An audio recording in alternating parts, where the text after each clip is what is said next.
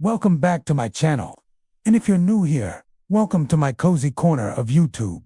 Today we are stepping back in time, tending our virtual hearth and enjoying the peaceful glow of candlelight, while learning a traditional craft. Throughout history, people have found solace and connection through crafting, creating tangible objects with their own hands. And today, we get to experience a piece of that history firsthand. Today, we are going to learn how to make fire piston, an ancient tool used for starting fires without matches or lighters. Fire pistons have been around for thousands of years, dating back to as early as the Stone Age. These fascinating devices were used by various ancient cultures, including the Assyrians, Greeks, and Chinese. During the Middle Ages, the Vikings carried them on their longships, and they remained useful throughout history, only becoming obsolete with the widespread adoption of matches in the 19th century. Fire pistons are simple in design, consisting of a hollow metal cylinder and a tight-fitting plunger. To start a fire, you would first place some dry tinder inside the cylinder, such as a paper towel or cloth rag. Then you would push the plunger down, forcing the air inside the cylinder to expand rapidly. This sudden rush of air would cause the tinder to ignite, producing a small flame that could then be used to start a fire. The effectiveness of this method depends on several factors, including the quality of the tinder and the skill of the user.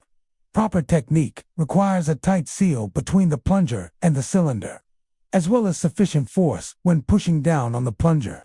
Despite their simplicity, fire pistons can be quite tricky to master. It takes practice to learn how much force to apply and how to maintain a tight seal.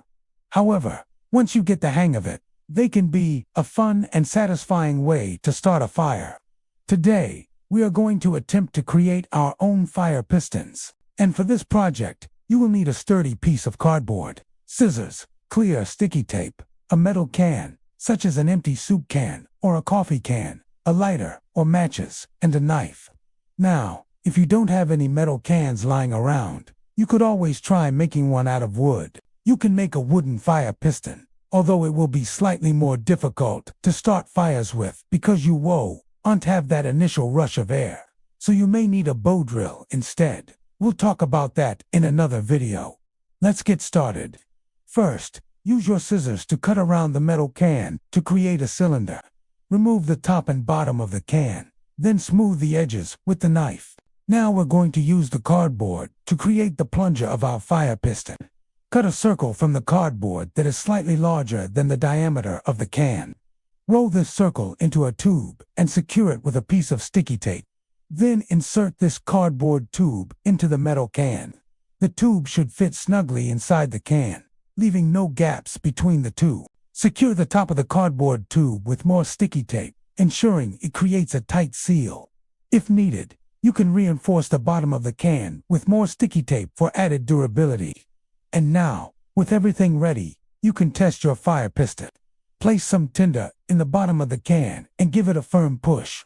You should see a small flame appear at the top of the can. If it doesn't ignite right away, try pushing down harder or making sure the plunger is sealed tightly inside the can.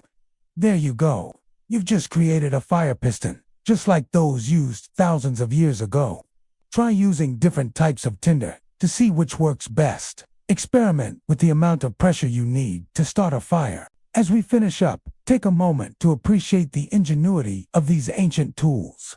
Fire pistons were used long before the invention of modern tools like matches and lighters. They were an essential tool for survival, allowing humans to cook food, keep warm, and protect themselves from predators. Imagine being able to start a fire simply by pushing a plunger. It might seem like magic, but it's really just physics and a bit of know-how. Don't forget to explore further. Learn about other ancient tools, like the bow and drill. Research how other ancient cultures used fire pistons. Share your findings with us in the comments below. And if you enjoyed today's video, be sure to leave a thumbs up. Let me know what you thought in the comments below. Most of all, remember to stay curious. The world is full of fascinating tools and techniques waiting to be discovered.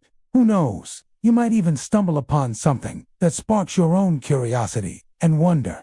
Thanks for joining me on this journey through time. Until next time, happy crafting.